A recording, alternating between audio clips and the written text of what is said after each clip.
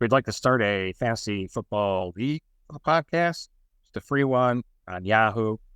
I think we should charge people to be in it. No, absolutely not. But we'll. I mean, that'd be a great way to take money from our audience because both of you two would lose. I'm confident of that. Oh, dude. No worries there. Matt thinks he's just so great because he fucking beat me in the championship last year in our Dynasty League, and I'm tired of here. I don't think I'm great. I just know I'm better than you. That's fine. You beat me. Last year, you were better. You beat me. We both made it to the championship game. My first year in that league, mind you. This guy wants a fucking cookie for that. So, anyway, like gauging our listeners' interest on joining. Hopefully, we could get 12 teams. I'll do a minimum of 10. So, with us three, we'd need 7 individuals to join. So please leave some info in the comments or hit us on all our socials, messaging services, whatever. Email. What info would you like them to leave? Are you talking to someone? Whether they'd like to, they would be interested in joining so I can know if this is going to be a thing.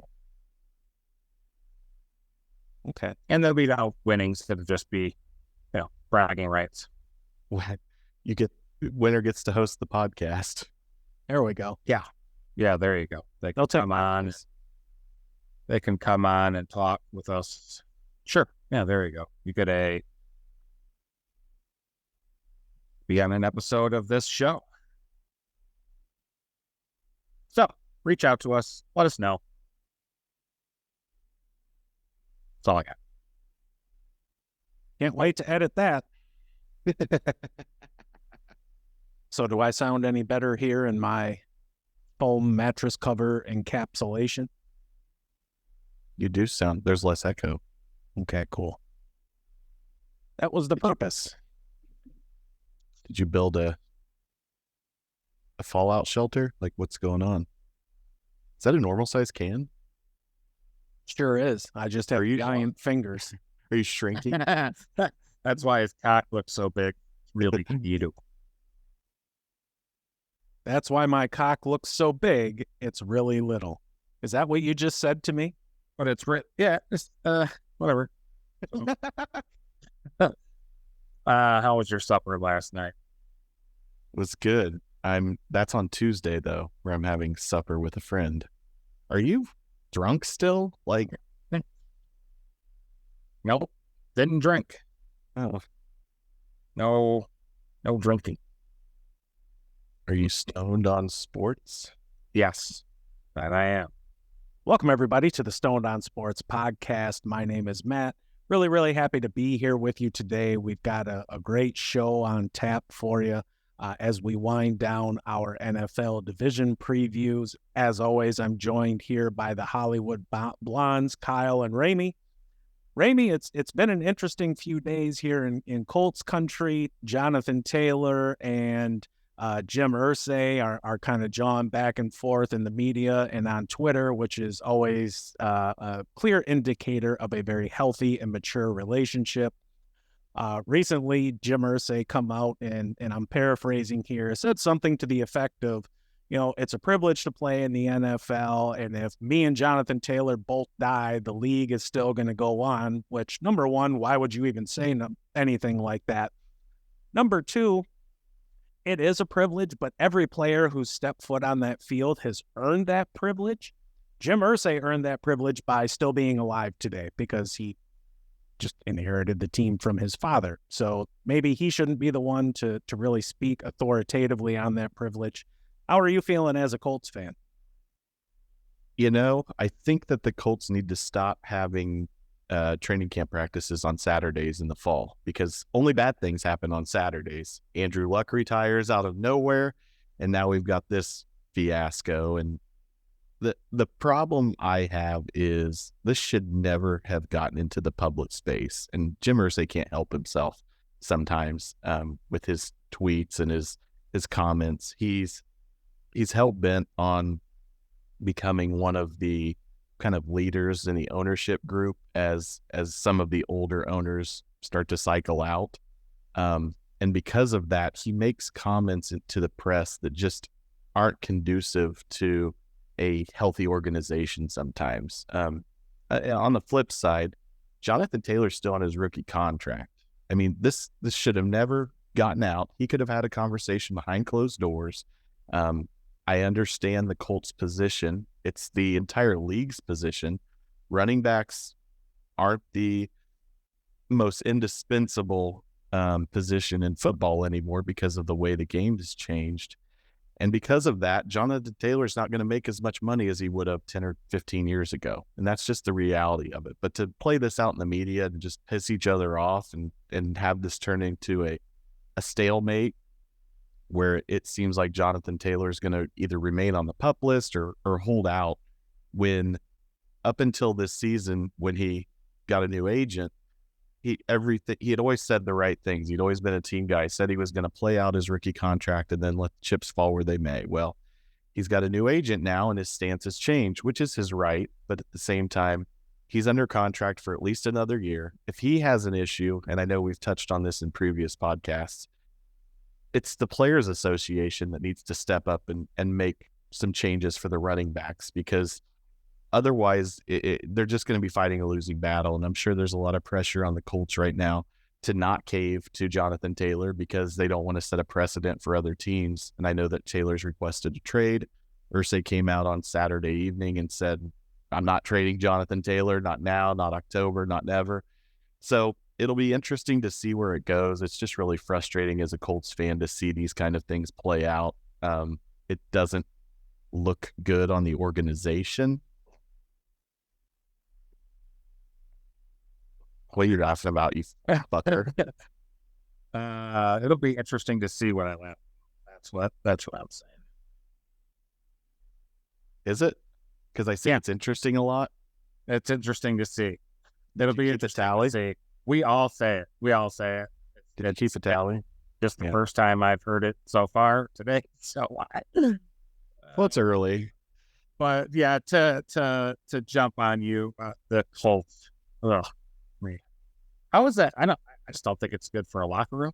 Brand new coach coming in, it's not a great way to start off training camp. You have those conversations, like you said. You have those behind closed doors. You don't put them up on Twitter or social media for the world to see. And it's sad because I'm sure you guys are all trying to get hyped, and then this stuff comes out this weekend. I mean, it wasn't going to be a good season anyway, but you had hoped that with Jonathan Taylor there, he would be an important part of the offense with the rookie quarterback coming in. And now having this, it's just something that was completely unnecessary. And that seems to be the theme lately for the Colts. Yeah, it's an added distraction that they don't need. And they didn't offer him an extension either. So they don't need to.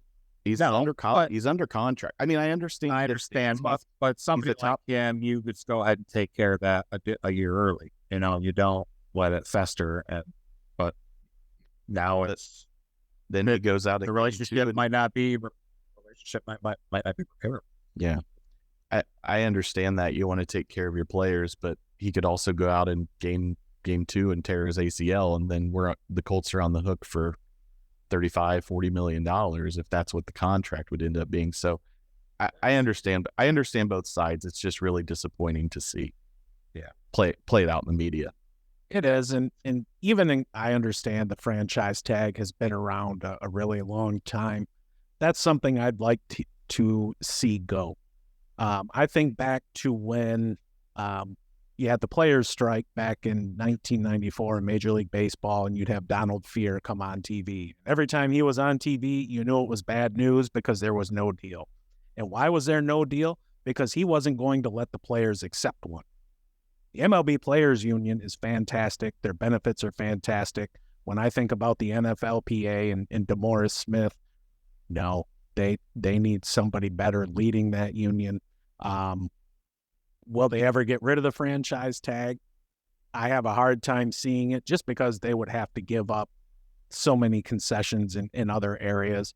because it essentially allows the team to keep you beyond your contract. And that's what the players agreed to, and I get that. But now we're starting to see that for a certain subset of the league, namely running backs, it's detrimental to their earning potential. It's detrimental to my fantasy football team because I have Jonathan Taylor on one of my teams, and now I don't know what the hell I'm going to do.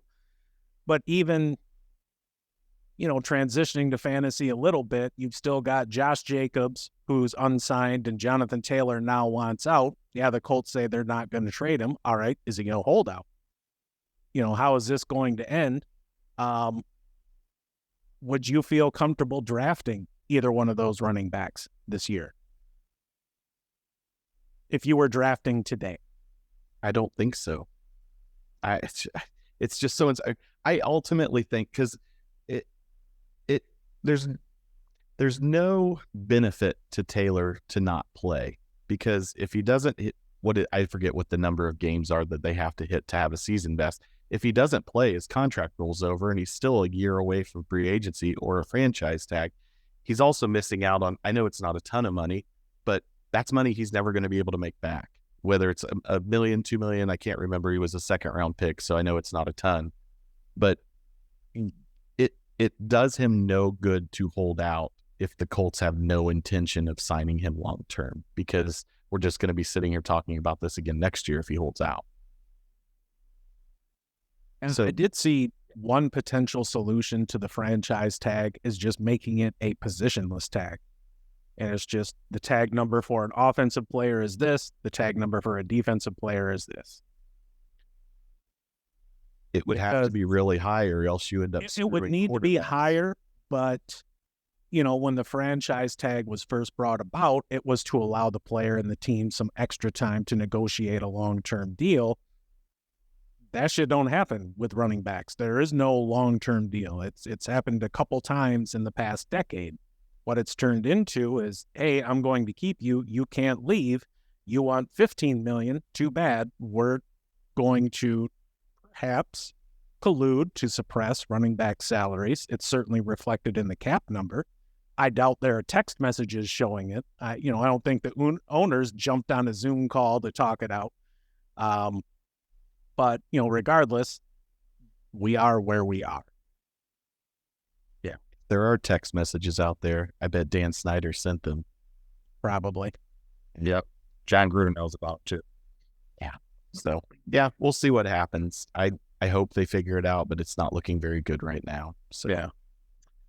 Matt, you mentioned Maurice Smith, and I knew I just read something about him a week ago, but he's not the director there anymore at the NFLPA. They brought some non-NFL connected dude in named Lloyd Howell Jr. No idea who he is. No shit. Well, good. So maybe something will change. But he's Lloyd Howe Sr.'s son. That's a good guess. Yeah. Excellent, Randy. Again, want to thank our subscribers and listeners. We do appreciate you more than you know. And also to our sponsor, Rocky's Pizza.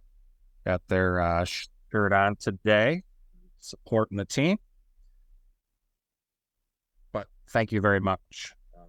If you live in the Genesee County area of Michigan, get yourself a Rocky's Pizza. They're pretty good. They got the pepperoni that folds up on the side, so it makes little cups. Yeah. It's good stuff. And it's not that conveyor belt oven bullshit pizza. This is made in a giant oven. Stones. Yeah. Right. Pizza stones. It's the real deal. It's yummy. It's not thick crust at all. It's more thin, but not like the thin crust you're seeing a lot of the national chains where it's super thin like that. It's not like that. It's like a medium thin crust. Yeah. So it's crispy on the bottom. And their pulled pork nachos are to die for with their house-made barbecue sauce. And pulled pork. Yeah, they don't use no Baby Ray's on that. It's their homemade stuff. It's fantastic. They have house-chopped vegetables for their toppings. Ooh. Yeah. chopped vegetables. Yep. House chopped. They're chopped there. In the house. Mm-hmm.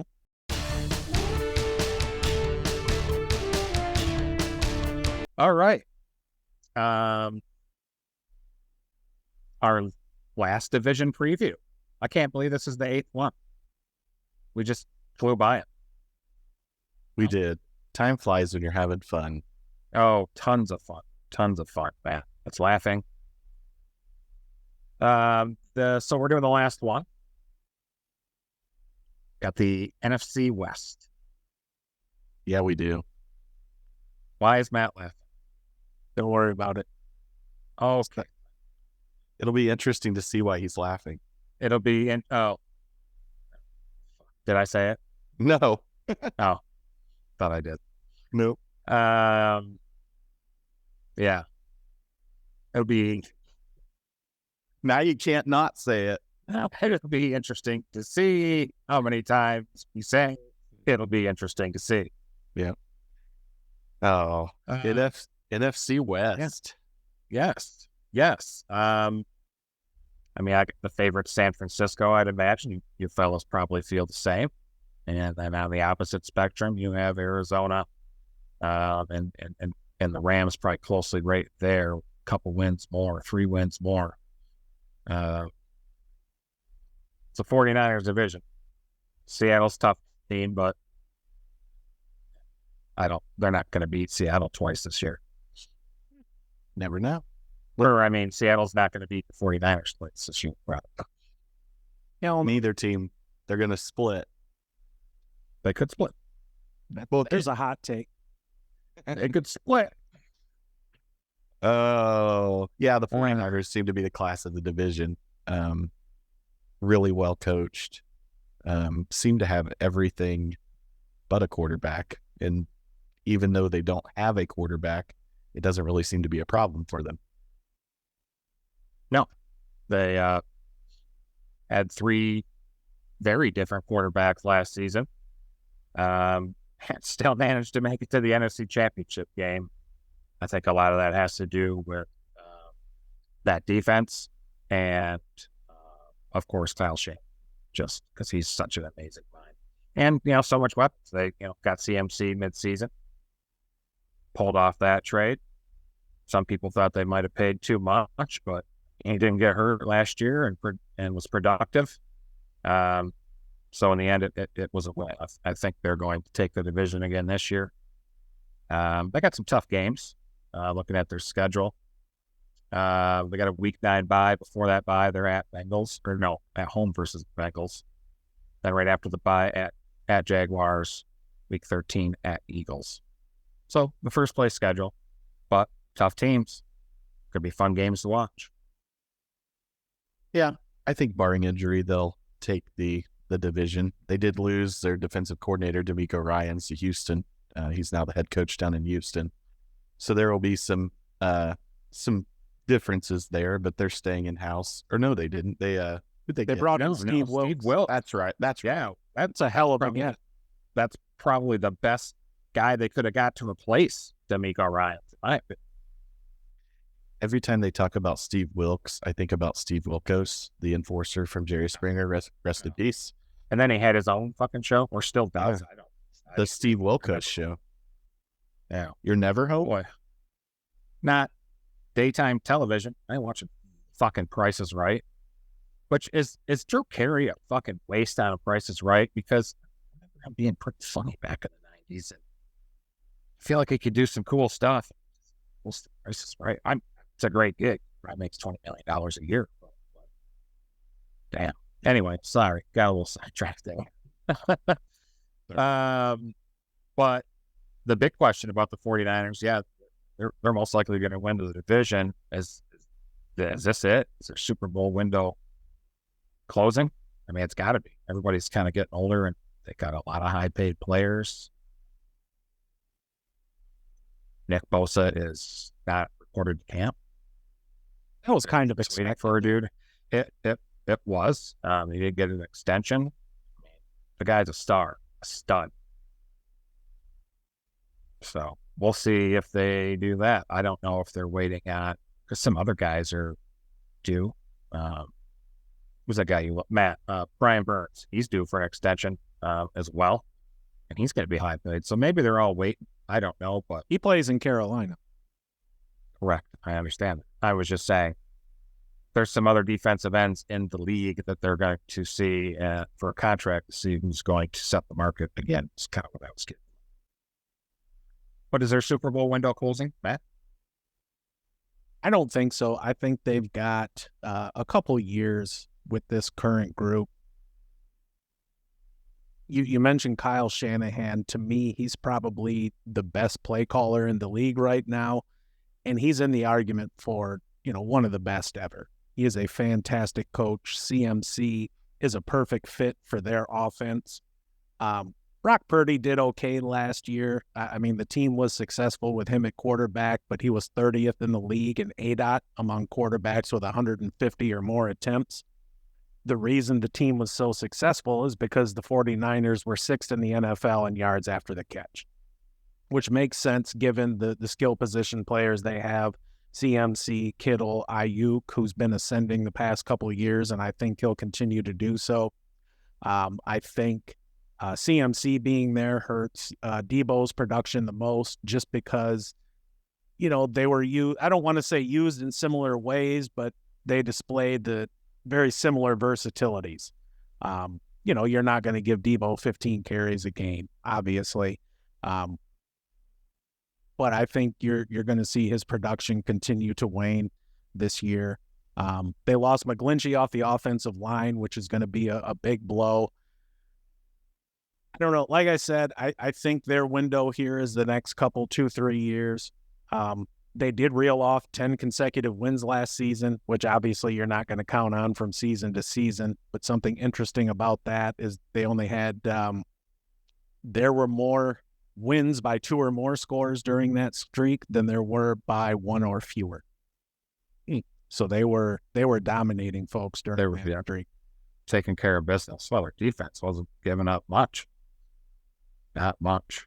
Now the offense yards per attempt passing was 3rd in the league, 8.3. And yeah, they were 6th in YAC, and conversely, their air yards were worst in the league. And that's how that goes sometimes. Yeah, they're replacing their kicker as well. They drafted Jake Moody out of Michigan. They're getting Robbie Gould there.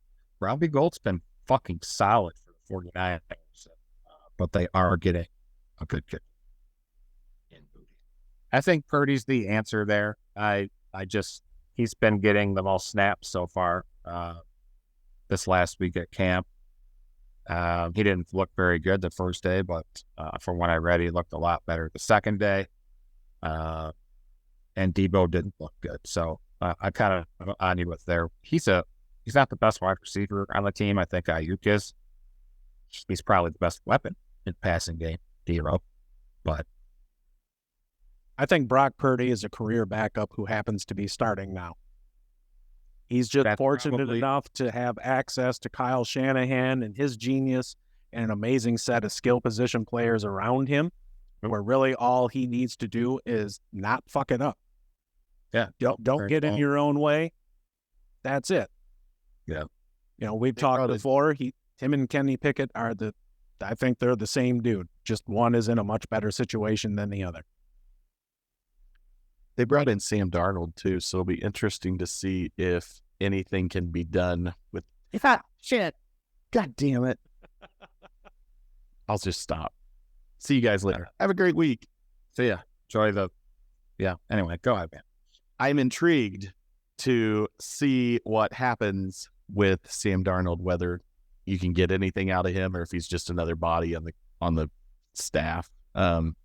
He hasn't really shown anything outside of some flashes occasionally in his rookie year. He wasn't terrible in Carolina, but he wasn't very good either.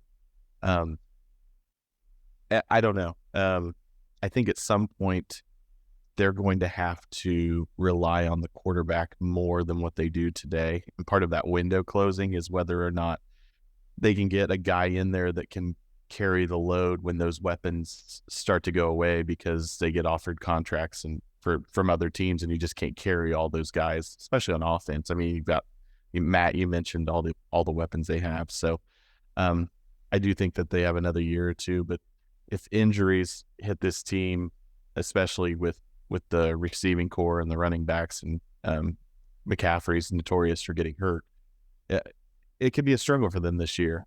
I think they'll win the division, but injuries could change anything. I mean, that's the case for any team, right? I think they're going to find themselves here in the next year or two coming to the realization, and maybe they understand it now. They have 3 backup quarterbacks on their roster. Brock Purdy, Trey Lance, Sam Darnold. Like, they're all backup QBs in the NFL.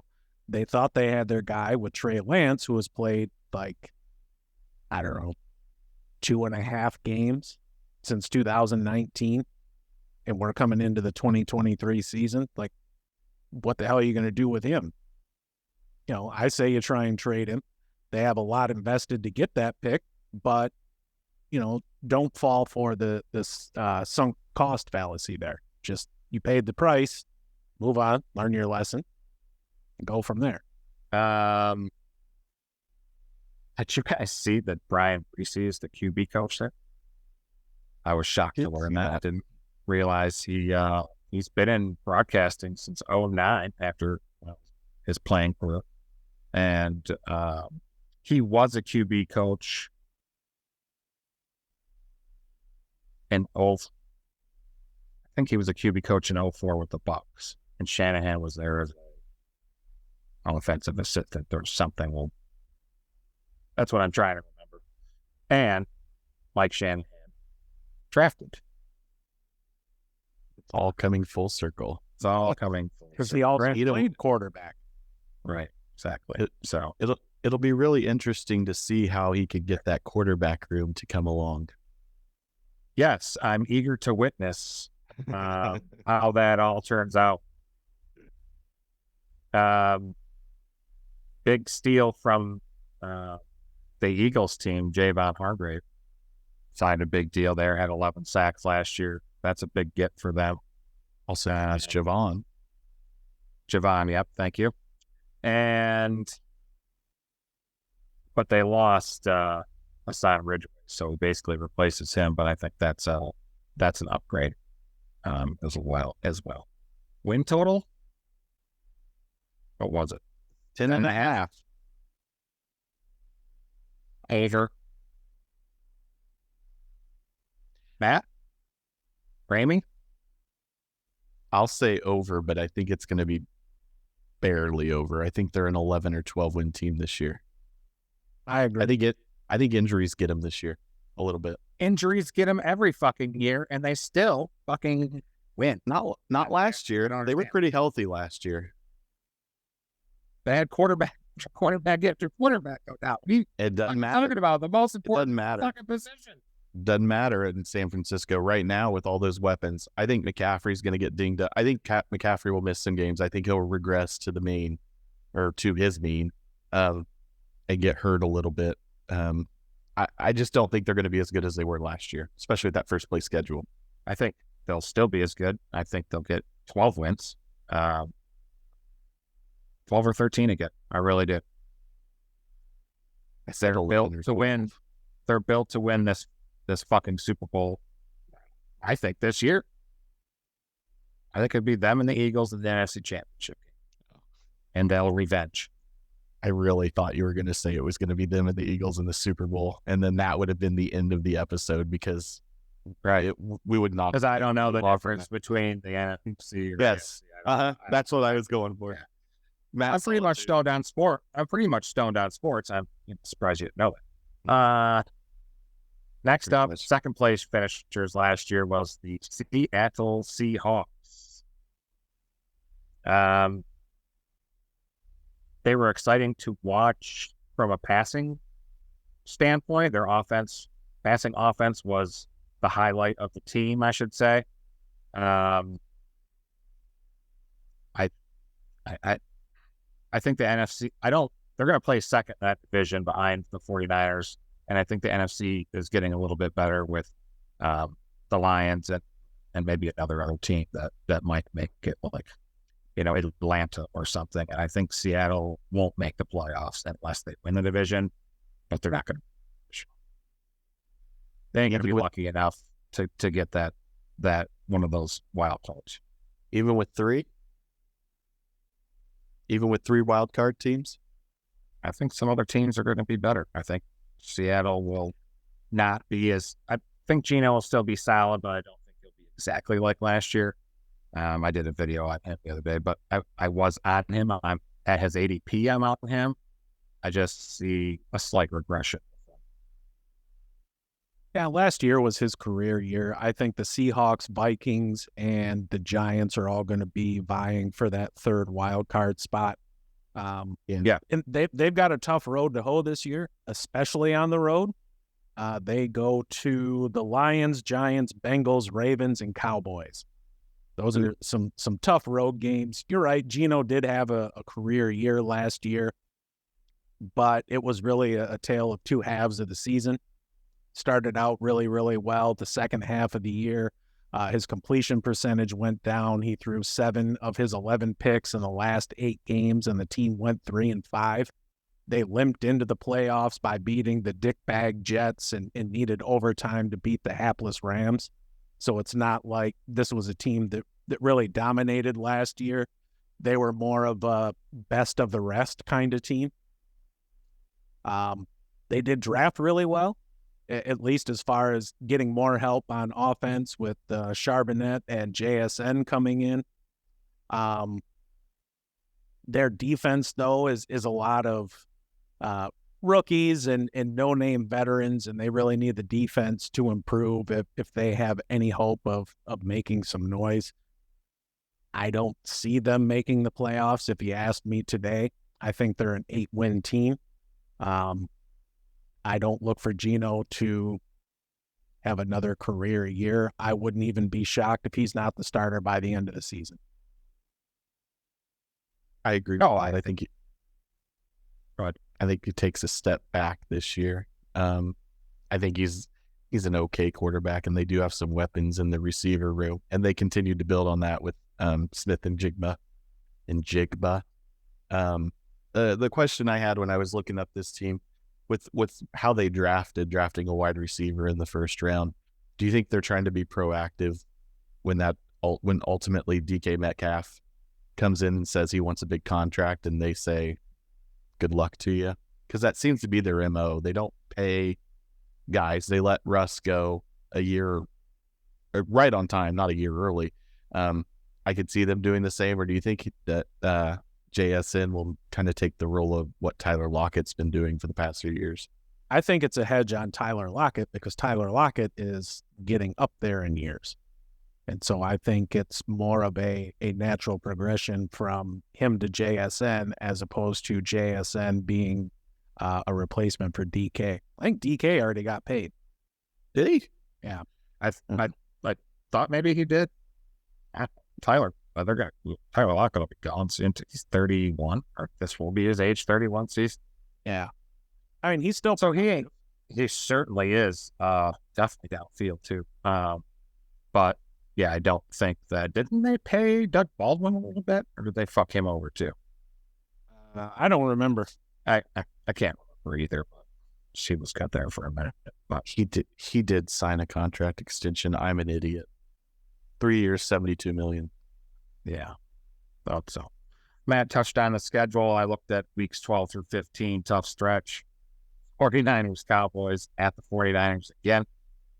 And then Eagles, and then if you want to add week 16, I suppose, at Tennessee. They are tough. Always got a tough defense.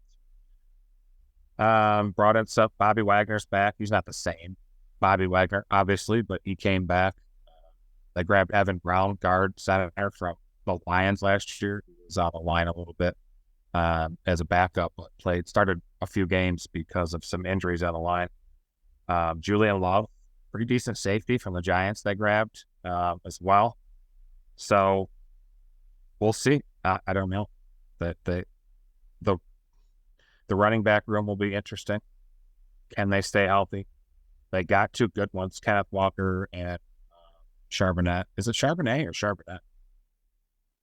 Depends on which region of France you're from. Yeah. I think when he was at Michigan, he went by Charbonnet. I couldn't remember. Could not remember. But the wide receiver room is where it's at. Like you guys touched on, Metcalf, Lockett, and JSN. 3 talented guys. I think JSN would be productive from day one.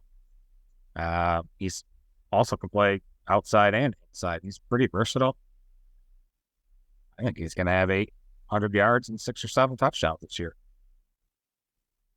He's the number 3, and that's hella good for a rookie coming in as a number 3. What are you talking about? JSN. Sorry, I mean, think of all the number 3s receivers in the league. Like, who's a good one? Tyler. I got one. That's the one that comes to mind. You know what his stats were last year? You around 700-800 yards, ballpark. Yeah, 58 for 762 and 5 touchdowns. So, but I think he'll catch more. JSN will catch more. Well, I like him. He is somebody. If he's there at the right spot or falls a little bit, I'll grab him. I know you're somebody that likes to draft rookie wide receivers too. I get lucky a couple times. Waddle, Chase, got lucky a couple times. What do the Seahawks do if Geno sucks this year? Go to Drew Lock? Yeah. I mean, I know it's different. I don't know. If that running game's solid and that young defense can come together, which if I recall, they were starting to come together at the end of last year and got a little bit tougher defensively. It will.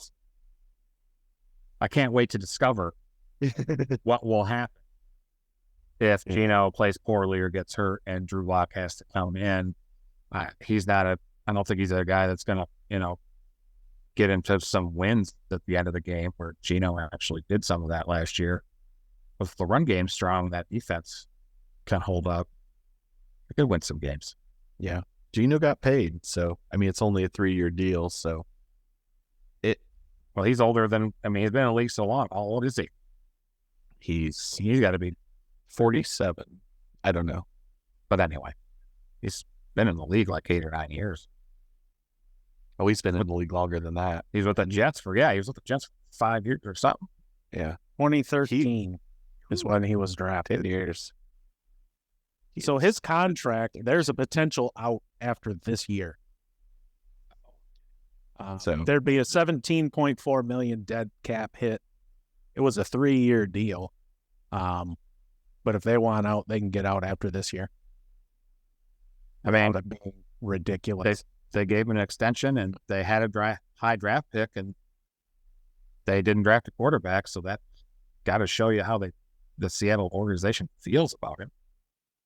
Or maybe they like this next class coming up better.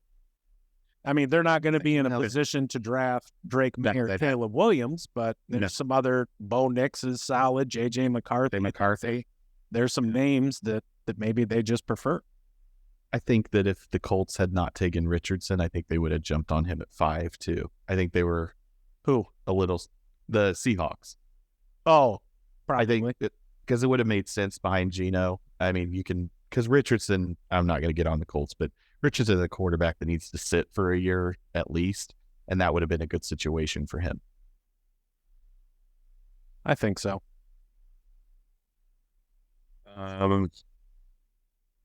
Anything more on Seattle? Oh, where are they at? They're at. Here, I'll do the obligatory. Can you believe that Pete Carroll's 78 years old? He's just such a young soul. Yes. I'm intrigued to observe how well he coaches this season. Got him all day. DraftKings has the Seahawks at 9.5 wins. I'd say their floor is 7, ceiling's 10. I'm going to go under 9.5 wins. I don't think they're going to be able to do that. They'll beat up on Arizona and probably split with the Rams. Maybe beat both Rams game or beat the Rams in both games, but They're going to struggle. Tough. FanDuel has them at 8.5 juice to the over. Oh, no shit. Yeah. I think the over was like minus 140 or something like that. Either way, I think they're an 8-win team. I think I wouldn't be floored if they won 9. I'd be pretty surprised if they won 10. I'd be, no kidding, if they won 7. So I'm going to take the under 2. That schedule is brutal. It is. hopefully the Lions get revenge on their punk asses this year too. I know, man, because we came out winning. Man, it pisses me off. Your golf was looking so good. Damn, we were clicking. And was it like 45-42 or 45-43, some shit like that? Something like that. Next up brings the Los Angeles Rams. Finished third in the division last year, went 5-12. This is a team that is not going to be very good this year. Offensively, they could score some points if Stafford stays healthy, if Kupp stays healthy, if Cam Akers is effective this season. Sony Michel just announced his retirement this morning or last night. I don't know if you guys saw that. So he's done. Yep. He's out the league after 5 years. 2 Super Bowls. One with the Patriots. What the fuck? This team's young, but especially on defense, very young team. If they gel and can play, I think they're next year defense, not a this year defense. I don't know. We'll see. And if these young guys show some promise, does Matthew Stafford come back next season? Does he hang it up? What do you guys think? I think that if they stay healthy, which is a big if because Stafford just seems to always find a way to get hurt, I think they'll be better than they were last year. Not significantly better, but they'll be better than last year. And when I say better, I think maybe a 7-win team. Cooper Kupp missed half the season too, and he had played 9 games last year, and he had 812 yards receiving. So he was on pace for another 1,600 yard season. But him staying healthy is a big if too. Outside of the last 3 seasons, prior to last season, he was a guy that would get hurt and miss half the season at least. So he had a good stretch right during their Super Bowl run where he stayed healthy and played most of the season 3 years in a row. I just don't know if they can keep it together and stay healthy, or if they're going to be engaged and interested in a rebuilding effort. To harp on the Stafford thing, that guy has played through tons of injuries. And he gets injured, but he still plays a lot. This one last time was so serious because it was, some neck spinal things? I think it was like a spinal contusion. Yeah, so that's some serious ass shit. That stuff takes down other football players in the past. I can't think of one right now. But he's a tough son of a bitch. He's been in the league for a while. Took a lot of hits in Detroit. I get it. Guy's also got like 4 or 5 children. He's a busy guy.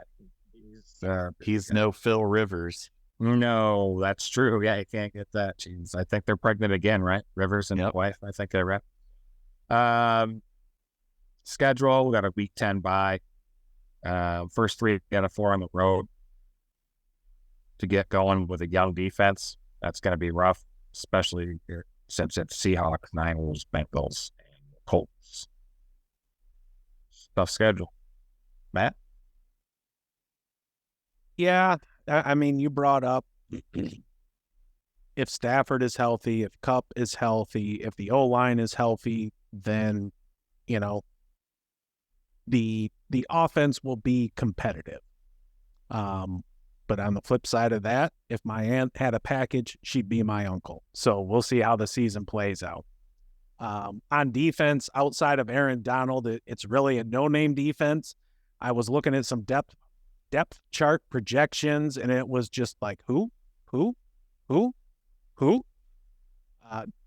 So they're going to need to see a lot of growth there. I don't think this is a very good team, to be honest with you. And they are going to be young. They had 14 picks in the draft, which was the most of anybody. They didn't have a first-round pick, and they only had one pick inside the top 75, so this is more of a quantity versus quality draft for them. But you draft, sorry, I don't mean to interrupt, but you draft 14 picks. I mean, you hit on half of them. That's pretty good. It is, but hitting on a first round or second round pick and hitting on a sixth round guy are two very different things. If you hit on a sixth round guy and he becomes a solid rotational player for you, that's awesome. You don't expect the same level of contribution from those picks as you do the guys that are drafted earlier. And, a lot of times there's also a big gap in talent between those players. Sure. They also had the most adjusted games lost due to injury last year of any team in the league. So, they got ravaged there. The wide receiver position, to me, it's Cooper Kupp and everybody else. They need somebody to step up. Van Jefferson, Ben Skoranek, somebody needs to make plays for them on a consistent basis. Puka Nacua. I think it'll be Puka Nacua. They drafted him in the 5th round out of BYU. I think he went to Washington too. One of the Washington teams. BYU. He went to BYU and also went to one of the Washington teams. So, oh, I said BYU. I definitely said. But I think fired up there, buddy. Well, I know I said it. I definitely know I fucking said it. Sorry, Rick. But if he's had a problem staying on the field too throughout his college career. But if he can be healthy, damn, it's that guy on a jet sweep. Jesus, it's good. They drafted Stetson Bennett too in the 4th round. I don't see him amounting to much. I don't either. With some analyst I was reading about, maybe he could be a starter in 2 years, and I just was like, he can't. He played for Georgia. He played against the SEC, yeah, but the talent was so good around him. I think it made him better. Guy can throw. Yeah, I mean, sure. Could he be starting in 2 years? Absolutely. I think if he is, it's happening out of necessity, as opposed to them saying, all right, we've got Stetson Bennett to lead us for the next 10 years. In 10 years, Stetson Bennett will be 35 years old. That's true. Yeah, that's forgot he's a grandfather. They lost a lot of pieces to that defense. Like we mentioned, they're going to be A'Shawn Robinson, Scott, traded Jalen Ramsey, which got hurt, so that's a win for them. Bobby Wagner went back to the Seahawks, as I mentioned before. Who was their edge? Leonard Floyd. He's gone. He was big for them. Like Matt mentioned about the wide receiver room, do you guys know who led them in receiving targets last year? Tyler Higby. So, with 108. He's solid but unspectacular. I agree. He's. I mean, he had to beat the lead in targets last year. There was nobody fucking else, and they had so many quarterbacks. I mean, yeah, if you're starting Baker Mayfield, things have not gone your way. Yeah, if you're starting John Wolford or Bryce Perkins, things have not gone your way. So Perkins, yeah, I forgot that he started the game for that last year. Crazy. They were just not. They were just not good. Total yards per game and offense, they were last. Defense, they were middle of the road, 19th. So that's promising, but again, they lost a lot of veterans. Yep. They're cashing the check they wrote a couple of years ago, right? They went all in for the Super Bowl. They got their Super Bowl, and now they're paying for it. So I'm curious to discover what may happen with Aaron Donald if there's an opportunity for them to trade him to a contender closer to the trade deadline and maybe get back some draft capital because of it. Or if they'll let him ride it out and finish his career as a Ram. Kind of the same with Cooper Kupp. If things go off the rails, do they look to try to, just do a total rebuild? And then Stafford would have a decision to make at the end of the year. So I don't know. I think that this team's 2 or 3 years away from being competitive again. Yeah, I think it depends on if McVay wants to keep going too, because the last 2 years he's flirted with, not coaching anymore. Rumors about him maybe going into the media or TV. So I think a lot depends on him as well. This is one of the first years that they've kept continuity on their coaching staff, because they're just getting plundered by other NFL teams for head coaching positions. And they finally got the same guys coming back. So it's like I said, it's a young team. Be competitive, as Matt said, offensively. We'll see what happens. Yeah, for a while there, it seemed like anyone who had ever passed Sean McVay on a sidewalk was getting interviewed for a coaching job. Right. So I think that's nice. They got all the same guys for the most part. Got to make a difference. Yeah, it'll be good for all those young players. How could it not be? Sure. DraftKings had him at 6.5. It sounded like a question. Yeah. DraftKings had him at 6.5. I'd say floor is 4 wins, ceiling is 7. But I got to put them under 6. Yeah, I'm the same. I think they're a 5-win team. If you put a gun to my head, I'd probably take the under, but this is probably one I'm staying away from. I think they're a 6 or a 7-win team, and they've got it right in the middle there. So if everything goes well, I could see it being a 7-win team. If things fall apart, I could see them being as low as a 3 or 4-win team and be in the hunt for the first overall pick. So do they even own that pick? Would the type of gun matter? Would your opinion change if it was? Yeah, it would. Like an Uzi versus a squirt gun? Yes, it 100% would.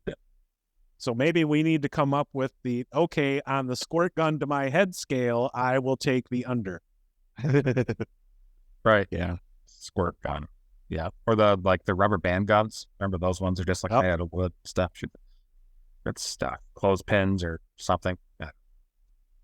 Yeah. Next up, Arizona Cardinals finished 4th in the division last year. They are 4-13 last year. This is a team that is not going to be competitive at all. They are basically an entrant into the Caleb Williams sweepstakes. That's it. We got a new coach. Cliffy's out. He's still in Thailand, or did he come back and go work something? Can't remember. He's on somebody's staff. Okay, just like an offensive assistant or something. Analyst. He's not a position coach. Anyway, but yeah, they're in the Caleb Williams sweepstakes. This is a 1 or 2 wins, in my opinion. Their ceiling's 4, maybe. They had a nice draft, had nice picks. Paris Johnson was probably the top tackle in the draft. That Michael Wilson, the wide receiver they drafted out of Stanford, he might be somebody to watch, but yeah, I think McCoy's going to probably be starting quarterback week 1. He's a career backup, and he's a career backup. Yeah. Or they drafted Clayton Tune, QB out of Houston. It's a good situation for an opportunity for him to play this year, just to see what they got. It's going to be pretty ugly. A lot of turnover too. A lot of turnover. They regime change and clean house. This team is bad. And the smartest thing they did was to trade back in the draft this year and get Houston's first next year. Because if for some reason they don't get the first pick, they'll be able to maneuver a little bit, get up to the first pick. But knowing that they have Kyler Murray and that they dumped a first-round quarterback to get Kyler Murray, I mean, they'll probably do it again. It makes no sense why they signed him to an extension when they did, because this would be much easier if he were still on his rookie deal and they were trying to make that decision as to whether or not to extend him. He doesn't seem like a guy that is fully invested in being an NFL quarterback. He's very talented, but I think they're just not good, and they're not interesting. Like, it's going to be hard to watch them if they're on TV. Yeah, they're not good. There's going to be a lot of playing time up for the grabs from a lot of these young players. It'll be interesting to see if anybody sets the world on fire. He combined 2 of them, folks. Combined 3 of them. Yeah, I got the up for the grabs as well. Yeah, this team's going to be just a pile of hot, steaming garbage. I know everyone's talking about them and Caleb Williams sweepstakes. Kyler Murray's contract is very cost prohibitive to that. They won't have less than a $33 million dead cap hit until after the 2025 season.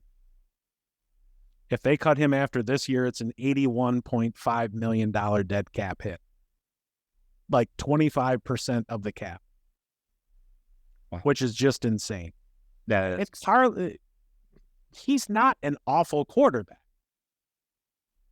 He just needs to mature a little bit. But I think you could say the same thing for Caleb Williams, but that's another topic for another day. But last season, Kyler Murray was on pace to have his worst season as a pro. They lost a big piece on defense, Zach Allen. They lost him to Denver, who had a breakout season last year. The Cardinals, they've got a rough schedule. They have games against 9 playoff teams from last season, and they have this weird stretch where they have 3 of 4 at home and then 3 of 4 on the road. I don't look for much out of this team. They're going to be in the conversation for the number 1 overall pick, same as Tampa Bay is going to be. If things go shittily in LA, the Rams will be in that conversation. Houston will be in that conversation. So there's a whole lot of teams headed nowhere fast. Yeah, it's ugly. That schedule's ugly. They open right out the bat first 3 games. Got all NFC East teams. Washington, Giants, and Dallas. And then weeks 4 through 11, 49ers, Bengals, Rams, at Seahawks, Ravens, at Browns, Falcons, at Texans. Like, I don't see a win for this team until week 11 against the Texans. It's in Houston, so that's not even guaranteed. Exactly. So, this is a water, too. I find it strange, too, that I understand wanting to keep Kyler Murray healthy because he's not the biggest dude, and when he runs around with a football, he looks like a toddler running away from his parents with a cell phone in his hand. But they cut way back on the RPOs for him, and they had a lot of success with that. Like, they almost cut those in half. Yeah. Yeah. They did get Booty Baker back. Yeah. Is he? He's a beast against the run. He is. He is. The way the D-Hop thing that they got nothing for him still blows my mind that they got nothing. And they took a big dead cap hit on that too. Yeah. Defensively, they're doing a lot of different things as well. They got, looking at their depth chart, Isaiah Simmons is a linebacker traditional. He's listed as corner nickel this year. And Zavon Collins is usually linebacker, and they have them on the depth chart. So they're moving some things around. Jonathan Gannon, brand new first-year head coach this year, defensive coordinator for the Eagles last year. His staff is one of the most least experienced staffs in recent memory. Yeah, I looked at it too. Well, we'll see what happens. I didn't even write any names down from it because I was like, who the fuck are all these people? Yeah. Some MFs are going to get a chance to make a name for themselves, though, if they can do we'll see. Anything. But do they even really want to do anything this year? No, especially with Murray on the PUP list. Does it even make sense to play him when he comes up? I don't know. I think if he does play, I mean, it might be for 5 or 6 weeks. I think he'll end up missing the vast majority of the season, but eventually you reach a point where it's, all right, if he's healthy enough, we'll say week 15. Do you even bother? Yeah. You're not playing for anything. Give him a full, year and a half to get healthy. Yeah. And mature. I mean, who knows? Like, maybe they take Marvin Harrison Jr. number 1 overall next year and give him a hell of a target. Maybe they trade out of number 1, because why in the hell wouldn't you? Yeah. Marvin Harrison would be a good get for them, especially since their top receivers are all 5'9" and run. Yeah. They got Hollywood Brown has been more Bollywood Brown. So yep. And I know Rondale Moore I was high on last year. He had a couple games. I still think that he can do it. It wasn't a good situation with their quarterback. They got Greg Dortch they signed. Returning, he'd probably be their wide receiver 3 unless Michael Wilson, the rookie, beats him out. And they got Zach Pascal as well, who must have, followed Gannon from the Eagles. He was on the Eagles last year, I think. Pascal.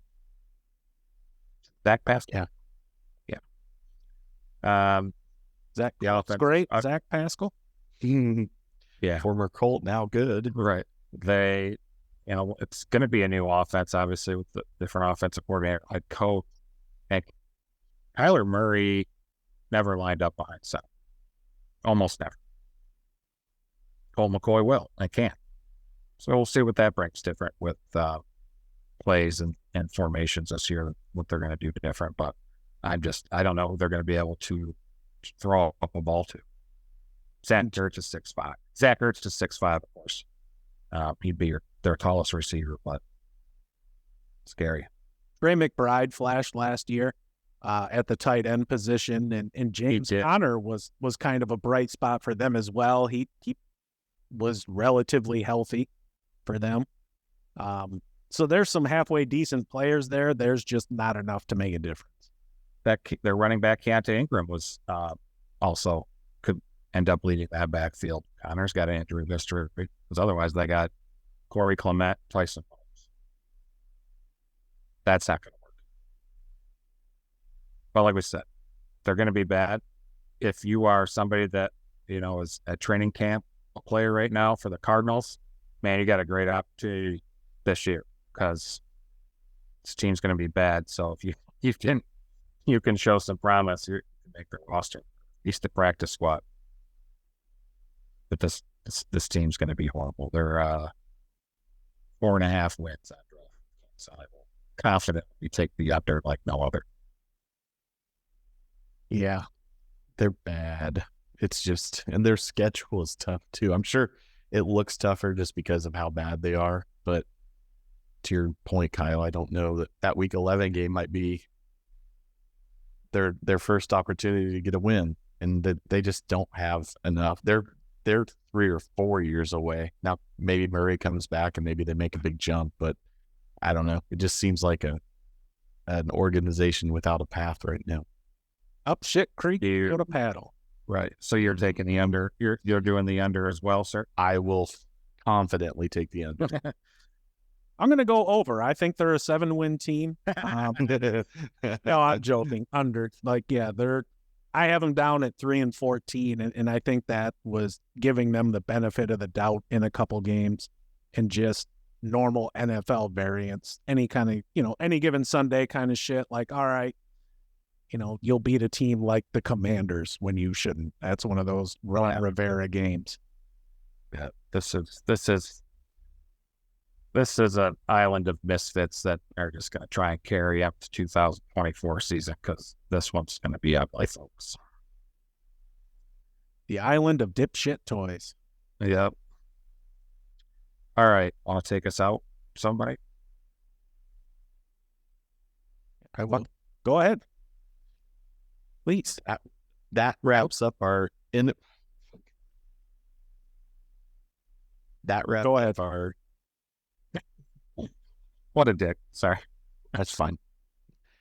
That wraps up not only our NFC West preview, but our NFL divisional previews. I had a really good time talking about the divisions. It'll be interesting to see if our predictions come to fruition moving through the season. But it's crazy how quickly the 8 games went by. So be sure to like, comment, Let us know what you think. Matt shaking. I'm curious to find out if our predictions are also good or odd. I'm quizzical about it. Yeah. I'm frothing at the mouth to verify I was correct.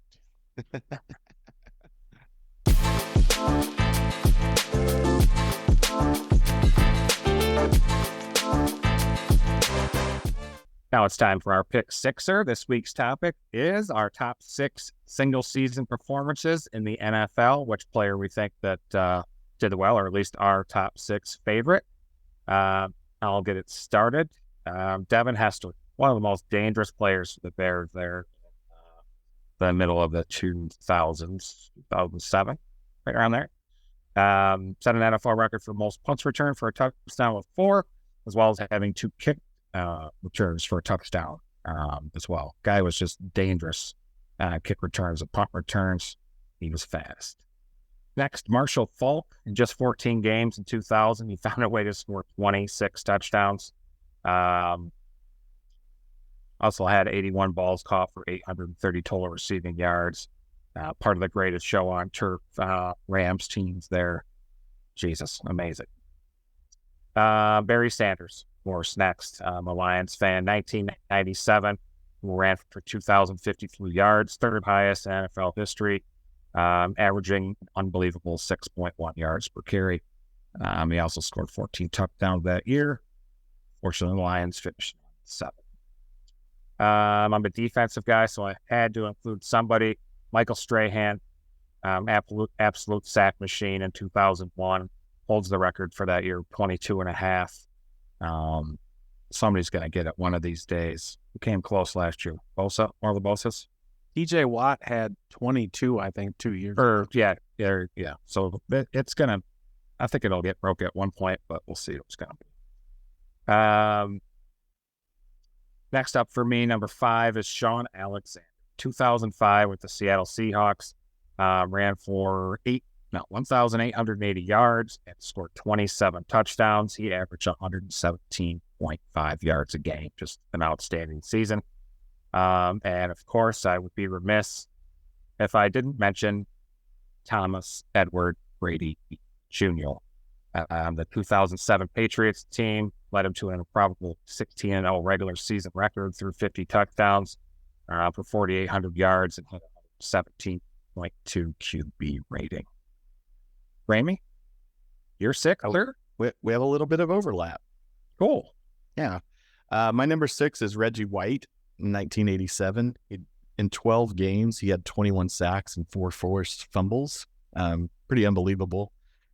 Great player for both the Eagles and then later the Packers before passing away a little early. So great player, great defensive end. My number 5 is LaDainian Tomlinson in 2006. 31 touchdowns, 1,815 rushing yards, 508 receiving yards. Changed the game really for running backs, him and Marshall Faulk, but really was the start of that, being able to use the running back out of the backfield in the passing game as well. He was MVP that year as well. My number 4, Jim Brown in 1963. He had 1,863 rushing yards, which on a per game average, that was 133 yards a game. He had 12 touchdowns on the ground and 3 receiving touchdowns. Really the kind of the godfather of running backs, but just an amazing year and amazing career, but amazing year. And now we get to some overlap. My number 3, Barry Sanders in 1997. You hit all the stats, Kyle. Just an amazing year for a 9-7 Lions team. Everyone knew what they were going to do. They were going to give the ball to Barry Sanders, and they still couldn't stop him. So my number 2, Jerry Rice in 1995. 122 catches, almost 1,850 receiving yards, amounting to about 115 yards per game. So in a career of many great seasons, that one was at the top. And then, of course, number 1, Peyton Manning. No, I thought it was. I really thought it was. Tom Brady. You hit all the stats. It was an amazing season. If only he could have finished it off in the Super Bowl. It's really a shame that he couldn't cap that off with a Super Bowl victory. So perfect regular season, but ultimately 18-1 record. So 50 touchdowns, 4,800 yards, as you mentioned, Kyle. Matt, what do you got for us? Yeah, I may also have a bit of overlap. My number 6, Drew Brees in 2008, threw for 5,069 yards, pretty much out of nowhere. He led the league in yardage and touchdowns with 34, and his team went 8-8. Number 5 for me, Steve Largent in 1979. He went for over 1,200 yards, had an 18.7 yards per reception average. That year, there were only 12 players who went over 1,000 yards receiving, so it kind of gives you an idea of what it was like in that era. He also only played 15 games that year. When he retired, he was the NFL leader in receiving yards, and dude scored 100 touchdowns being thrown to by Dave Craig and Steve DeBerg and just dudes who weren't exactly lighting the world on fire. My number 4 for me, Dan Marino in 1984, first dude to throw for over 5,000 yards. He went for 5,084, 48 touchdowns. Marx brothers each had over 1,300 yards receiving. Team went to the Super Bowl that year where they were humbled by the San Francisco 49ers. Marino's team the following year was the only team to beat the 15-1 Chicago Bears as well. So they were damn good. Number 3 for me, Jerry Rice, but I'm going to go with 2002, where he went for 92 grabs, 1,211 yards, 7 touchdowns. He was a second-team All-Pro and did that at 40 years old. My number 2, as mentioned before, Barry Sanders in 97. The biggest thing for me that jumped out that year is he averaged 6.1 yards per carry. When everybody knew he was getting the ball, he still found a way to burn them. He also chipped in over 300 yards receiving. And my number 1, the GOAT, Brady in 07. That was such an awesome season to be a Patriots fan. Their acquisition of Randy Moss that season too, who just went off. He set the record for receiving touchdowns in the season with 23. Wes Welker burst on the scene, went for 1,175 and 8. Brady was the MVP, Offensive Player of the Year, first team All-Pro, and that Super Bowl sucked, but somewhere in an alternate universe, they run the table. And then we wouldn't have to listen to the 72 Dolphins every goddamn year with their little champagne celebrations. That wraps up our Pick Sixer for this week. Thanks.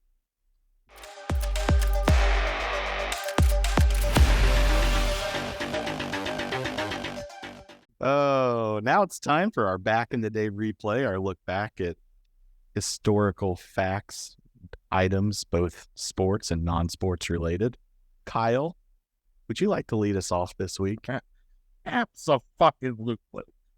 Mine is April. No, sorry. Let me start over. Absolutely. August 2nd, 1968, Ron Hansen of the Washington Senators and Tim Cullen of the Chicago White Sox, both infielders, became the first MLB players to be traded for each other twice in the same season. Back on February 6th, they were part of a 6-team deal between, again, the Senators and the White Sox. And then just a few short months later, they were traded again, opposite directions. Pretty crazy. Heard of none of those guys ever. Matt, would you like to do your back? I guess so. I just had like a Mitch McConnell thing for a second. I supposed to say next. My bad. August 1st, 1972, Chicago White Sox infielder Dick Allen hits 2 inside the park home runs in the same game, both of them off of Bert Blyleven in an 8-1 White Sox victory. The thing that really blew my mind was that was the 7th time that had happened. It's such a rarity to see one inside the park home run, let alone 2 in the same game. Ramey, would you like to say the words for your back in the day replay now? Yes. It was Christmas in 1976. Oh, no, sorry. My bad. This week in 1968, Ron Hansen of the Washington Senators made the first unassisted triple play. What? It's because I was yeah. You were going to use that one? No, I already said mine, but mine also involved Ron Hansen. So I just thought it was funny. I started laughing. Sorry. It is. Yeah, I'm like, is he going to say the same thing I just fucking said? I just don't listen when you do your stuff. So I just, yeah, I wouldn't listen to me either. Go ahead, man. Sorry. No, it's good. Ron Hansen of the Washington Senators made the first unassisted triple play in 41 years. That was this week in 1968. Kyle, do you know who made the last unassisted triple play? You won't, because I didn't until I looked it up. Eric Bruntlett in 2009 for the Philadelphia Phillies. Good old Eric Bruntlett. Yeah. Mm-hmm. What's his name again? Eric Bruntlett. So not Eric. literally. Eric Conflict? Is that what you said? Whoa. Hey. Jesus. My headphones are going out. Something. Yeah. Something. So yeah, Aaron's the first to go. You did what? So when was that? April what? Or August what? Yes. The same the 8 months are interchangeable, Kyle. When was that? It was in 1968. This week in 1968. So that's the same time he was traded too. So I wonder if that was with the Senators. Yeah. So he got traded a day or two later. Yep. Definitely not before. Yeah, definitely not before. Yes. Cool. All right. Anyways, that'll do it for our back in the day replay. Thanks for listening to that segment. And that's going to wrap up this week's episode. Again, a big thanks to all of our subscribers. Thank you for listening, watching, however you consume the media that we put out. We sincerely appreciate it. Please tell your friends. We are tossing around the idea of going to an audio-only version instead of video. Drop us a comment and let us know what your preference would be, if you like to watch or if you just listen or however it is. Again, a big thanks to Rocky's non-conveyor belt pizza of Swartz Creek, Michigan. Brandon's down there churning out dope-ass pies. Go and scoop one up. You can find us on all the socials. I don't know what the fuck Twitter is called anymore. I'm just going to call it that. I'm about ready to drop it. That's... I woke up, like I said, this morning and my app thing doesn't say Twitter anymore. It says X. I was like, it updated overnight. I'm like, what the fuck is this? So is it just called X now? Or is it still called Twitter? Yeah, he changed the fucking building too. Then got in trouble because he didn't have a permit to change the sign. Well, the guy doesn't think too clear. That'll be an $80 fine or some shit. But still. Anyway. Yes. Anyways, we also have a website on the internet, www.stonedonsportspodcast.com. Go check it out. There's content there. It's pretty neat. Kyle runs that shit. Anyways, thanks for watching, everyone. We will talk to you next time. Don't forget to check out the live stream that's dropping the same day this is. So yeah, there's your advance notice, but there's also a card on the channel page. 8 o'clock, Tuesday night, MLB trade-in.